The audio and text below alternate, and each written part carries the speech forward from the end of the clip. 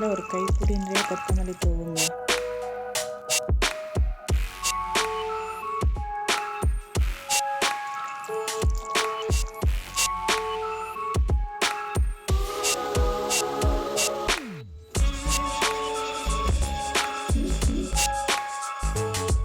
Hi, hello, welcome. எல்லோரும் எப்படி இருக்கீங்க? மறக்காமல் கமெண்ட் செக்ஷனில் கமெண்ட் பண்ணி சொல்லுங்கள். டைட்டில் பார்த்துட்டு தான் வந்திருப்பீங்க. டைட்டிலில் இருக்கிற மாதிரி இது நிஜமாகவே சூப்பராக இருக்கும். நீங்கள் ஒருக்கா இதே மாதிரி இதே டெக்னிக்கில் இதே ட்ரிக்ஸில் செஞ்சு பாருங்கள். சூப்பராக இருக்கும். அப்படியே ரெஸ்டாரண்ட்டில் சாப்பிட்ட மாதிரி அதே சேம் டேஸ்ட்டில் இருக்கும். டெக்ஸ்சரும் சரி, டேஸ்ட்டும் சரி சேமாக இருக்கும். நீங்கள் கண்டிப்பாக அந்த மாதிரி ஒருக்கா ட்ரை பண்ணி பாருங்கள். இப்போ நான் காட்டின இந்த பொருளுங்க தான் ரொம்ப முக்கியமான பொருளுங்க. இதை நீங்கள் எடுத்து ரெடியாக வச்சுக்கோங்க. பன்னீரையும் மற்றையும் சேம் அளவு எடுத்துக்கிட்டிங்கன்னா நல்லாயிருக்கும். பார்க்குறதுக்கும் சாப்பிட்றதுக்கும் சேமாக இருக்கும். டேஸ்ட்டும் கலர்ஃபுல்லாக இருக்கும்.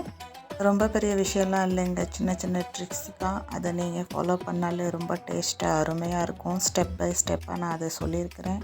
அதே மாதிரி நீங்கள் செஞ்சு பாருங்கள். நிச்சயமாக உங்களுக்கு பிடிக்கும். பிடிச்சிருந்தா லைக் பண்ணுங்கள், ஷேர் பண்ணுங்கள், கமெண்ட் பண்ணுங்கள். மறக்காமல் சப்ஸ்கிரைப் பண்ணிக்கோங்க. பெல் ஐக்கானையும் கிளிக் பண்ணி வச்சுக்கோங்க. பன்னீரை இந்த மாதிரி இந்த சைஸில் நீங்கள் கட் பண்ணி வச்சுக்கோங்க. நல்லா க்யூப்ஸ் ஆட்டம். உங்களுக்கு வேணுங்கிற ஷேப்பில் கொஞ்சம் சின்னதாகவும் பெருசாகவும் கட் பண்ணிக்கலாம். நான் அந்த மாதிரி மீடியம் சைஸில் கட் பண்ணி எடுத்து வச்சுக்கிட்டேன். 1/4 கிலோ பன்னீரும் 1/4 கிலோ மட்டும் தான். தேவையான பொருள் என்னன்னு நீங்கள் பார்த்துருப்பீங்க. இப்போ நம்ம செய்யலாம். ஃபர்ஸ்ட் ஆஃப் ஆல் நீங்கள் இதை கடுகெண்ணெயில் செய்யுங்க. அதுதான் மெயின். ரொம்ப டேஸ்ட்டாக இருக்கும். கடுகெண்ணெயில் மெயின் ரெசிபி கடுகெண்ணெயில் தான் செய்வாங்க. அதனால் நீங்கள் கடுகெண்ணெயில் செஞ்சிங்கன்னா ரொம்ப நல்லாயிருக்கும். ஷாலோ ஃப்ரை தான் பண்ண போகிறோம். பன்னீரை ஃப்ரை பண்ணிங்கன்னா அது உடையாமல் இருக்கும். அதனால் நாலா பக்கமும் திருப்பி விட்டு இந்த மாதிரி நல்லா ஃப்ரை பண்ணிக்கோங்க. ரொம்ப கலர் சேஞ்ச் ஆகணும்னு அவசியம் கிடையாது. லைட்டாக கலர் கொஞ்சம் கோல்டன் ப்ரௌன் வந்தால் போதும். அந்த மாதிரி நாலா பக்கத்தை இப்படி திருப்பி விட்டு ஃப்ரை பண்ணிங்கன்னா நல்லாயிருக்கும். பன்னீர் உடையாமல் இருக்கும்.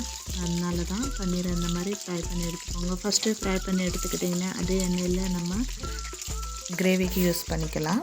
நீரை எடுத்து தனியாக வைக்காமல் இந்த மாதிரி தண்ணிக்குள்ளே போட்டுருங்க. உடனே எண்ணெயிலேருந்து எடுத்து தண்ணிக்குள்ளே போட்டுருங்க. இந்த பாருங்கள், இந்த மாதிரி தண்ணிக்குள்ளே போட்டுக்கோங்க. ஏன்னா அப்போ தான் சாஃப்டாக இருக்கும். இப்போ அதே எண்ணெயில் நம்ம தாளித்து விட்டுக்கலாம், கிரேவி பண்ணிக்கலாம். நான் கரம் மசாலா, பட்டை, இலை, லவங்கு, சோம்பு, கசகசா, கல்பாசி, 2 பட்டை இலை அதெல்லாம் சேர்த்து கொஞ்சம் பொரிய விடுங்க. இது பொரியட்டும். பொரிஞ்ச உடனே நம்ம இதில் நல்ல பெரிய சைஸ் வெங்காயம் நான் நல்லா அரைச்சி வச்சுருக்கிறேன். அந்த விழுதை இதில் சேர்த்துக்கலாம்.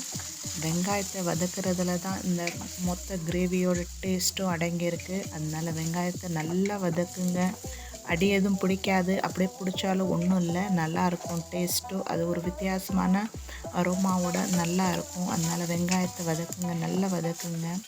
இதுக்கு நான் ஒரு பெரிய வெங்காயமாக எடுத்திருக்கேன். நீங்கள் மீடியம் சைஸ் வெங்காயம் எடுத்துக்கிட்டிங்கன்னா 2 வெங்காயம் எடுத்துக்கோங்க. நல்லா அரைச்சி அதை நல்லா இப்படி எண்ணெயிலே வதக்குங்க. அது தெறிக்காமல் இருக்கணுங்கிறக்காண்டி நான் மூடி போட்டு கொஞ்சம் 5 நிமிஷம் மூடி போட்டு வச்சுருந்தேன். அப்போ தான் தெறிக்காது. இல்லாட்டி தெறிக்கும் பட்டப்பட்டன்னு அது எண்ணெயிலேருந்து ஃபுல்லாக எல்லாமே அடுப்பை சுற்றிக்கும். அதனால தான் மூடி போட்டு நான் வதக்குறேன். நீங்களும் அதே மாதிரி மூடி போட்டு வதக்குங்க. இல்லாட்டி எண்ணெய் அப்படி பட்டப்பட்டன்னு தெறிக்கும். இதில் நான் கொஞ்சோண்டு தண்ணி சேர்த்துருக்குறேன். தண்ணி எந்த கிண்ணத்தில் நீங்கள் வெங்காய விழுது அரைச்சி வச்சுருந்தீங்களோ அதே கிண்ணத்தில் ஒரு கிண்ணம் நிறையா தண்ணி எடுத்துக்கோங்க. தண்ணி முடிகிற அளவுக்கு நம்ம வெங்காயத்தை வதக்கணும். முடிய அப்படி மொத்தமாக ஊற்றிடக்கூடாது. கொஞ்சம் கொஞ்சமாக தண்ணியை சேர்த்து அதை நல்லா வதக்கணும். அந்த தண்ணி அப்படியே சுண்ட அதுக்கப்புறம் நம்ம வதக்கிக்கிட்டே இருக்கணும். அந்த மாதிரி ஒரு கிண்ணம் தண்ணியும் ஃபுல்லாக அது சுண்டுற வரைக்கும் வெங்காயத்தை வதக்குங்க. நல்லா மூடி போட்டு அந்த தண்ணி முடிகிற அளவுக்கு தண்ணியை லைட் கொஞ்சம் கொஞ்சமாக சேர்த்து இந்த மாதிரி வதக்கிக்கிட்டே இருங்க. வெங்காயத்தில் ஒரு பச்சை வாடெல்லாம் போய் அதில் ஒரு வித்தியாசமான ஒரு நல்ல மனம் வந்துடும். அந்த அளவுக்கு நல்லா வதக்கி விடுங்க. மூடி போட்டு வதக்குங்க. மூடி போட்டு வதக்கும் போது அதை சிம்மில் வச்சுக்கோங்க அடுப்பை. இந்த மாதிரி மூடி போட்டு 5 நிமிஷத்துக்கு 5 நிமிஷம் திறந்து இந்த மாதிரி நல்லா வதக்கிக்கிட்டே இருங்க நீங்கள். அப்புறம் அந்த தண்ணி முழுசாக முடிகிற வரைக்கும் கொஞ்சம் கொஞ்சமாக எல்லாத்தையும் ஒன்றா சேர்க்காம கொஞ்சம் கொஞ்சமாக தண்ணியை சேர்த்து வதக்குங்க. நல்லா வெங்காயம் அந்த தண்ணி முடிகிற அளவுக்கு நீங்கள் வதக்கிட்டிங்கன்னா நல்லா வெந்துடும், நல்லா வதங்கிடும், பச்சை வாடையும் போயிடும், அதில் ஒரு வித்தியாசமான மணமும் வரும், நல்லா இருக்கும். இப்போ பாருங்கள் நல்லா வதக்கிட்டோம். இப்போ நம்ம 2 ஸ்பூனு இஞ்சி பூண்டு விழுது வச்சுருந்தோம். அந்த இஞ்சி பூண்டு விழுதையும் அதில் சேர்த்து பச்சை வாடை போகிற அளவுக்கு வதக்குவோம் நல்லா. இதில் மெயினே இந்த ட்ரிக்ஸு இந்த மசாலா வதங்குறதுல தான் இருக்குது. அதனால நல்லா வதக்குங்க. இந்த மாதிரி நல்லா கிண்டி விட்டு வதக்குனிங்கன்னா போதும். அதுக்கப்புறம் ஒவ்வொரு மசாலாவாக சேர்த்துக்கிடுவோம். தனியா powder 2 spoon, 1 spoon garam masala, 1/2 spoon மஞ்சள் பொடி, 1 ஸ்பூனு மிளகாத்தூள் சேர்த்துருக்கிறேன். அதோட உப்பும் சேர்த்துருக்கிறேன். உப்பு உங்களுக்கு எவ்வளோ தேவையோ டேஸ்ட்டுக்கு ஏற்றாப்புல சேர்த்துக்கோங்க. எல்லாத்தையும் நல்லா வதக்குங்க. அந்த மசாலாவும் அந்த வெங்காயமும் ஒன்று சேர நல்லா இந்த மாதிரி நல்லா கிண்டி விட்டு வதக்குங்க. வதக்குனதுக்கப்புறம் நம்ம மறுபடியும் அதே கிண்ணத்தில் கொஞ்சம் தண்ணி எடுத்துக்கிடுவோம். ஒரு கிண்ணம் நிறைய தண்ணி எடுத்துக்கிட்டு இதில் இந்த மசாலாவில் கொஞ்சம் கொஞ்சமாக, அப்போ அது வெங்காயம் வதக்கும் போது எப்படி நம்ம கொஞ்சம் கொஞ்சமாக சேர்த்தோமோ அதே மாதிரி கொஞ்சம் கொஞ்சமாக தண்ணியை சேர்த்து இந்த மசாலாவையும் வதக்கிக்கிடுவோம். நல்லா அந்த தண்ணி முடிகிற வரைக்கும் நம்ம வதக்கினோம்னா சரி டெக்ஸ்சரும் சரி சூப்பராக இருக்கும். அதனால் மசாலா வதங்குறதுல தான் மெயின் இதுவே அடங்கி இருக்குது. இந்த ரெசிபியோட ஃபுல் ட்ரிக்ஸே இந்த மசாலா வதக்கிறதுல தான் இருக்குது. எவ்வளோ நம்ம மசாலாவை நல்லா வதக்குறோமோ அவ்வளோ டேஸ்ட்டு நல்லாயிருக்கும்.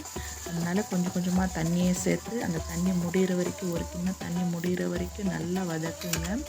பாருங்கள் இந்த மாதிரி கொஞ்சம் கொஞ்சமாக தண்ணியை சேர்த்து நல்லா கிண்டி விட்டு மீடியம் ஃப்ளேமில் வச்சுக்கோங்க. ஹை ஃப்ளேமில் வைக்க தேவையில்லை. மீடியம் ஃப்ளேமில் வச்சுக்கிட்டிங்கன்னா வெங்காயமும் அந்த மசாலாவும் நல்லா வெந்துடும். நம்ம அடி எதுவும் பிடிக்காது, நல்லாவும் இருக்கும். அதனால மீடியம் ஃப்ளேமில் வச்சுக்கிட்டு இந்த மாதிரி கொஞ்சம் கொஞ்சமாக தண்ணியை சேர்த்து நல்லா வதக்குங்க. அந்த தண்ணியெல்லாம் லைட்டாக முடிஞ்சதுக்கப்புறம் கொஞ்சம் லைட்டாக கலரும் சேஞ்ச் ஆகும். அது வரைக்கும் நம்மளுக்கு நல்லா வதக்கணும். பாருங்கள் நான் கொஞ்சமாக அந்த தண்ணி சுண்ட கொஞ்சம் கொஞ்சமாக தண்ணியை சேர்த்து வதக்குறேன். இப்போ முழுசாக ஒரு கிண்ண தண்ணியும் முடிச்சிட்டேன் பாருங்கள். அதே மாதிரி நீங்களும் கொஞ்சம் கொஞ்சமாக ஊற்றி நல்லா வதக்குங்க. அந்த மாதிரி சைட்லலாம் இப்படி லைட்டாக எடுத்து விட்டு வதக்குங்க. இல்லாட்டி சைடில் உள்ளதெல்லாம் தீஞ்சு போயிடும். அதனால லைட்டாக சைடில் இருக்கிற மசாலாவை அப்படி ஒன்று சேர்த்து நல்லா வதக்குங்க. அப்போ எல்லா மசாலாவையும் பச்சை வாடை போயிடும்.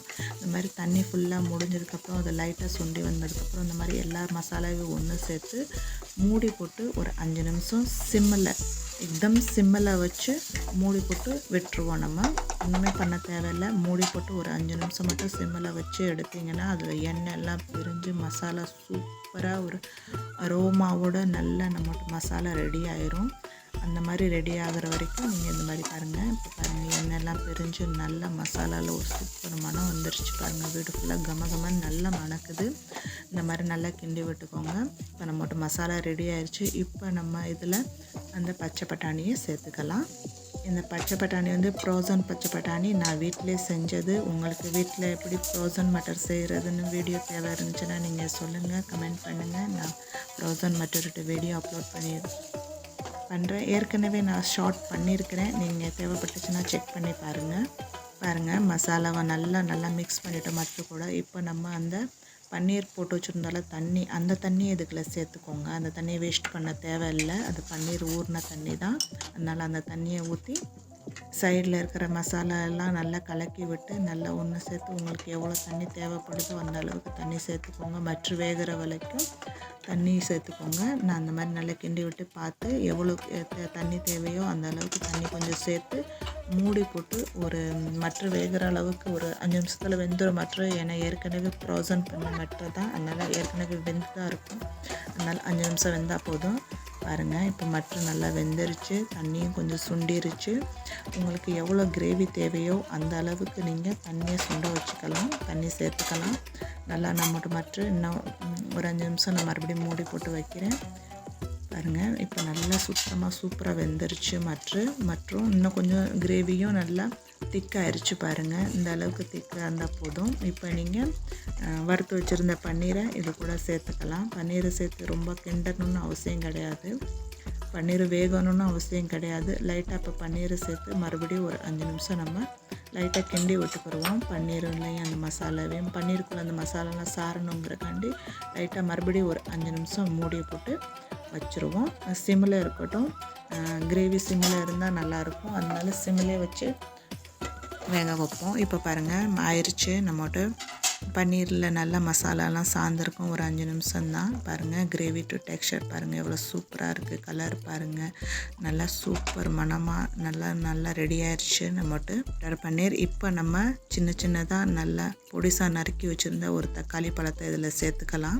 தக்காளி பழத்தை இந்த ஸ்டேஜில் தான் சேர்க்கணும், முன்னாடியே சேர்க்க வேண்டாம். தக்காளி பழத்தை சேர்த்து இப்போ இன்னொரு அடுப்பில் நம்ம இன்னும் ஒரு ஸ்பூனு எண்ணெய், கடுகு எண்ணெய் தான் சேர்த்து அதை லைட்டாக சூடு பண்ணி அதில் நம்ம 2 பச்சை மிளகா எடுத்து வச்சுருந்தோம்ல, அந்த 2 பச்சை மிளகா போட்டுக்கிடுவோம்.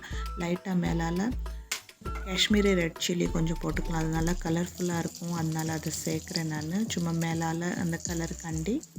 இல்லாட்டி நீங்கள் நார்மல் மிளகா அப்படியே சேர்த்துக்கலாம். சேர்த்து இந்த மாதிரி அது மேலே கொட்டிடலாம். இந்த மாதிரி அந்த கிரேவி மேலே நம்ம போடும்போது அது நல்லா சூப்பராக இருக்கும். சாப்பிட்றதுக்கும் பார்க்குறதுக்கும் நல்லா அழகாக இருக்கும். ஒரு ட்ரிக்ஸு தான், அதனால் இதே மாதிரி நீங்களும் ஃபாலோ பண்ணுங்கள். மேலால் ஊற்றி பாருங்கள். இப்போ கிட்டத்துலேருந்து ஜூம் பண்ணி காட்டுறேன். இப்போ நல்லா ஒரு கைப்பிடி நிறைய கொத்தமல்லி அதில் தூவி விட்டுக்கலாம். நான் அடுப்பெல்லாம் பந்த் பண்ணலை, சிம்மில் தான் இருக்குது. கொத்தமல்லியை தூவி ஒரு லைட்டாக அப்படியே ஒரு கிண்டுங்க. ரொம்ப இதெல்லாம் கிண்ட தேவையில்லை. பன்னீர் உடையாது, இருந்தாலும் ரொம்ப தேவையில்லை. தக்காளி கரையக்கூடாது, வேகவும் வேண்டாம் தக்காளி. பாருங்கள் இப்படி தான் இருக்கணும். நம்மளோட மட்டர் பன்னீர் ரெடி ஆயிடுச்சு. இப்போ நம்ம சுட சாதத்து கூட, சப்பாத்தி கூட, ரொட்டி கூட தொட்டுக்கலாம். சூப்பராக இருக்கும். இப்போ நம்ம சர்வ் பண்ணிடலாம். பார்த்திங்களா, ரெஸ்டாரண்ட்டில் பண்ணுற மாதிரியே எவ்வளோ ஈஸியாக நம்ம வீட்டிலே பண்ணிட்டோம். பார்க்குறதுக்கும் சாப்பிட்றதுக்கும் சேமாக இருக்கும். ரொம்ப நல்லாயிருக்கும். நீங்களும் இந்த மாதிரி ஈஸியாக வீட்டிலே செஞ்சு பார்த்து எப்படி இருந்துச்சுன்னு சொல்லி கண்டிப்பாக கமெண்ட் செக்ஷனில் ஷேர் பண்ணுங்கள். சுட சப்பாத்தி, நான், பரோட்டா கூட அவ்வளோ அருமையாக இருக்கும். நீங்கள் கண்டிப்பாக டேஸ்ட் பண்ணி பாருங்கள் செஞ்சு. வீட்டில் எல்லோரும் பாராட்டிக்கிட்டே இருப்பாங்க. கண்டிப்பாக எந்த ஹோட்டல்லேருந்து ஆர்டர் பண்ணேன்னு கேட்பாங்க உங்கள்கிட்ட. அவ்வளோ டேஸ்ட்டாக இருக்கும், அவ்வளோ அருமையாக இருக்கும். அப்படியே பார்க்குறதுக்கும் சூப்பராக இருக்கும். பாருங்கள் எவ்வளோ சூப்பராக கலர்ஃபுல்லாக இருக்குதுன்னு சொல்லி பாருங்கள். அங்கே எவ்வளோ அழகாக தெரியுது பார்க்குறதுக்கு. இந்த ஸ்டேஜில் தான் தக்காளியை சேர்க்கணும் நீங்கள், அதனால முன்னாடியே சேர்த்து வதக்க தேவையில்லை. இப்போ உங்களுக்கு இந்த ரெசிபி பிடிச்சிருக்கும்னு நினைக்கிறேன். பிடிச்சிருந்தா ப்ளீஸ் லைக் பண்ணுங்கள், ஷேர் பண்ணுங்கள், கமெண்ட் பண்ணுங்கள். வீடியோ பார்த்ததுக்கு ரொம்ப நன்றி. பாய் பாய், டேக் கேர்.